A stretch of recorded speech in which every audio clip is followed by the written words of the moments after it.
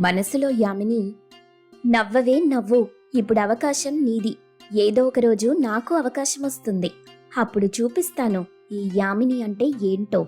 నువ్వు నాకు చేసిన అవమానానికి నీ మీద పగ తీర్చుకోకుండా వదిలిపెట్టనే సితారా. ఇదే నా శపథం. యామిని ఎలా పగ తీర్చుకుందో ఈ భాగంలో చూద్దాం. సితార చేతిలో చావు దెబ్బతినడంతో యామిని కోపంతో రగిలిపోతుంది. సితారని ఎలాగైనా అంతకంత దెబ్బ కొట్టాలని ఉపాయం కోసం తీవ్రంగా ఆలోచిస్తుంది. చచ్చా, మా అమ్మ నాన్న అన్నయ్య వదిన ముందు నాకు తల కొట్టేసినట్టయింది. చిన్న కోడలిగా ఈ ఇంట్లో పరువు లేకుండా చేసుకున్నావు. మీరు కూడా నన్నే అంటున్నారేంటి? మరి నిన్ను కాక ఎవరిననాలి? మీ వదిన చేసిందంతా తప్పు కదా? ఇందులో నాకెక్కడా మా వదిన తప్పు కనిపించట్లేదు. నీ తప్పే స్పష్టంగా కనిపిస్తుంది. మీ వదిన కావాలని ఫోన్లో అలా మాట్లాడుతూ నన్ను తప్పుదారి పట్టించింది. అది మీకు అర్థం కావట్లేదు. నీకు నువ్వే అన్నీ ఊహించేసుకొని మళ్ళీ మా వదిననంటావేంటి? నీకు అనుకూలంగా ఉన్నదానికేమో నీ పేరు చెప్తావు. నీకు అనుకూలంగా లేనిది జరిగితే మా వదిన మీద నెట్టేస్తావా? మీరు నన్ను నమ్మట్లేదని నాకు అర్థమైందిలేండి. జరిగిందంతా చూసి కూడా ఎలా నమ్మమంటావు? ఇక నుండైనా బుద్ధిగా నడుచుకో. నడుచుకుంటానులేండి అని చెప్పింది అయిష్టంగా. మరోవైపు సితారా యామిని తిక్క కుదిర్చినందుకు చాలా సంతోషంగా ఉంటుంది. రోడ్డుపై కలిసినప్పుడు సుశీలకి జరిగిందంతా చెప్తుంది సితారా. అది విన్న సుశీల, నిజమా? మంచి పని చేశావు. ఇలా చేయకపోతే అలాంటి వాళ్ళు దారికి రారు. అప్పుడే అటువైపుగా వస్తుంది యామిని. యామినిని చూసి సుశీల నవ్వటం ఆపేస్తుంది. సితారా, మౌనంగా ఉండు. నీ తోడికోడలు ఇటువైపే వస్తుంది. సితారా మాట మార్చి వేరే ఏదో మాట్లాడుతూ ఉంటుంది. అదంతా గమనించిన యామిని, నాకు తెలుసులేవే, మీరు నా గురించే మాట్లాడుకుంటూ నవ్వుకుంటున్నారని. నవ్వండి నవ్వండి, నవ్విన నాపచేనే పండుతుంది. ఒసై సితారా, నిన్ను కోలుకోలేని దెబ్బతీస్తాను చూడు అనుకుంటూ వాళ్ళని చూసుకుంటూ వెళ్ళిపోతుంది. యామిని తన పుట్టింటికొస్తుంది. కూతురు చెప్పింది మొత్తం విన్న రాజేశ్వరి, అంత అవమానం జరిగాక ఇంకా ఇంట్లో ఉండటం ఎందుకే? వేరు కాపురం పెట్టక. అందుకైన ఒప్పుకోడమ్మా. ఎందుకు ఒప్పుకోడు? గట్టిగా అడుగు మీ ఆయన్ని. అది విన్న రాజేశ్వరి భర్త చలపతి, నోరు ముయ్యవే. చిన్న చిన్న గొడవలకే వేరు కాపురాలు పెట్టేస్తారా? కూతురుకి ఇలాంటి మాటలినా చెప్పేది? మీ ఆడవాళ్ళకి చిన్న గొడవ జరిగినా చాలు వేరు కాపురం అనే పాట పాడటం బాగా పరిపాటైపోయింది.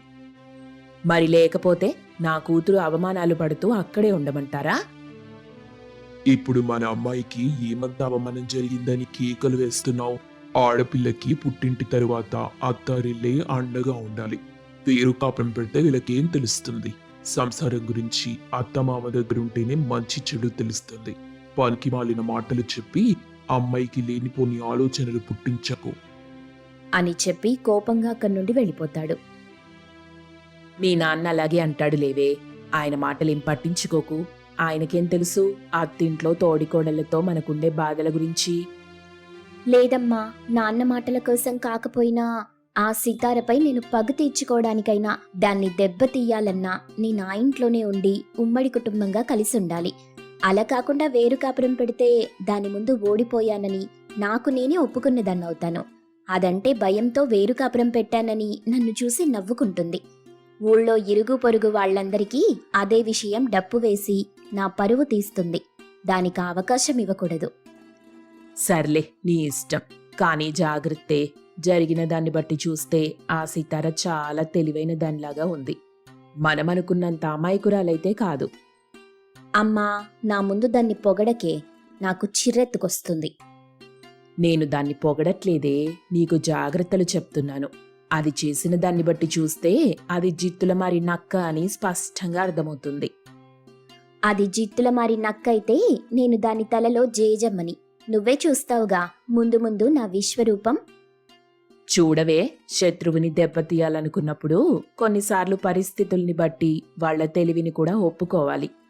అప్పుడే మనలోని ఓడిపోయిన మనిషికి రోషం, పౌరుషం తన్నుకొస్తుంది. దాంతో సరైన పథకం వేసి దెబ్బతీయగలం.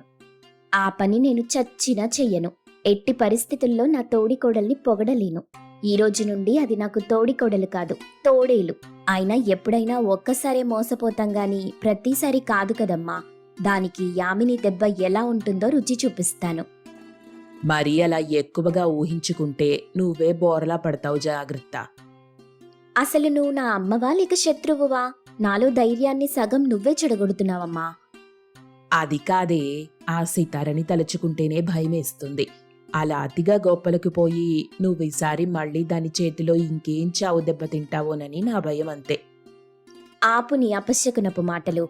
అలాంటి భయాలేం పెట్టుకోకు, ధైర్యంగా ఉండు అని చెప్పి వెళ్ళిపోయింది.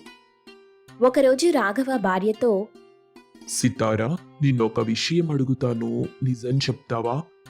ఏంటండి? యామిని చెప్పింది నిజమే కదా? కావాలని నువ్వు యామిని వినేలా ఏదో వీలునామా ఉన్నట్టు అబద్ధంగా తను నమ్మేలా మాట్లాడావు కదూ? అవునండి, నన్ను క్షమించండి. నేను కావాలని చెయ్యలేదు. యామిని ప్రవర్తన పట్ల బాధేసి అలా చేశాను. నేనెంత మంచిగా ఉందామనుకున్నా యామిని ఉండనివ్వలేదు. తను కావాలని ఇంటి పని నుండి తప్పించుకొని నన్నొక పిచ్చిదానిలా చూస్తుంది. అందుకే తనకి బుద్ధి చెప్పాలని అలా చేశాను. నువ్వు ఇంటి పెద్ద కొడలివి సితారా. తనతో పోటీ పెట్టుకొని తనలాగే చేస్తే ఎలా చెప్పు? ఎంత పెద్ద కొడలనైనా నేను కూడా తనలాంటి ఒక ఆడపిల్లని కదండి. నాకు కూడా కోపం, బాధ, దుఃఖం, అవమానం అన్నీ ఉంటాయి కదా. నిజమే, కానీ వాటిని దాటి ఆలోచించగలగాలి. అదే పెద్దరికం అంటే. ఇంటి పెద్ద కోడలంటే ఆ ఇంటికి అత్త తరువాత స్థానమని అర్థం. దాన్ని నిలబెట్టుకోవాలంటే మిగతా వాళ్లతో పోల్చుకోకూడదు. హుందాగా ప్రవర్తించాలి. యామిని తెలిసో తెలియకో తప్పు చేస్తే నువ్వు సర్దుకుపోవాలి. తనకి తెలిసేలా చెప్పాలి. అంతేగాని నువ్వు కూడా తనలాగే ప్రవర్తిస్తే నీకు తనకి తేడా ఏముంది చెప్పు? నేను చెప్పినా యామిని వినదండి. తనకి నా మాటలు రుచించవు. చెప్పడం నీ బాధ్యత.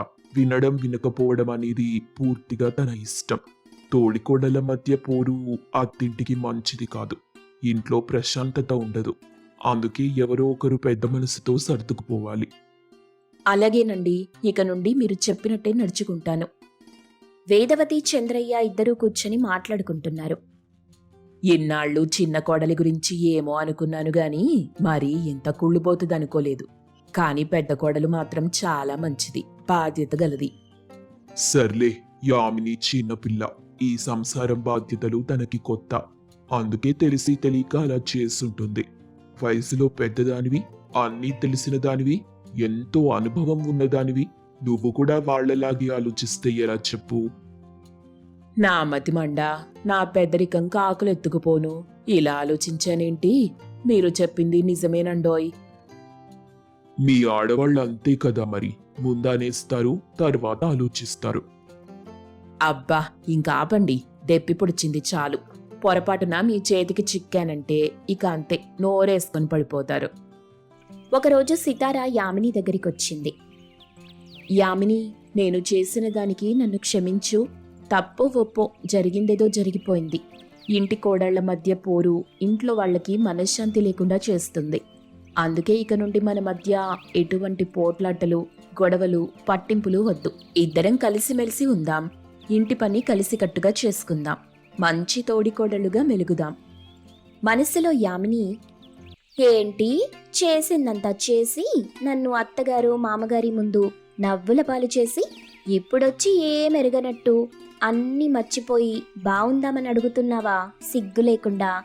నేను పడిన అవమానం, బాధ ఎలా ఉంటుందో నీకు కూడా అర్థం కావాలి కదా. అంత సులువుగా ఎట్లా మర్చిపోతానే? ఏంటి యామిని, ఏం మాట్లాడవేంటి? సరిగ్గా నా మనసులో ఉన్న మాటే నువ్వు కూడా చెప్పావక్కా. అలాగే ఉందాం అనడంతో సితార సంతోషిస్తుంది.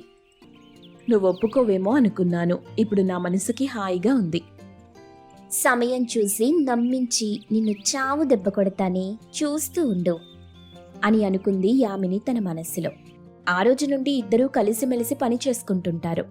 ఇంట్లో వాళ్ళు కూడా వాళ్ల పట్ల సంతోషంగా ఉంటారు. కానీ యామిని మాత్రం కడుపులో పగ, ప్రతీకారం పెట్టుకొని సరైన సమయం కోసం ఎదురు చూస్తూ ఉంటుంది. యామిని చేతిలో తను చావు దెబ్బ తినబోతున్నానన్న విషయం తెలియని సితార యామినితో మంచిగా, సరదాగా ఉంటుంది. ఆ తరువాత ఏం జరిగిందో తెలుసుకోవడానికి నెక్స్ట్ ఎపిసోడ్ కోసం వెయిట్ చేయండి.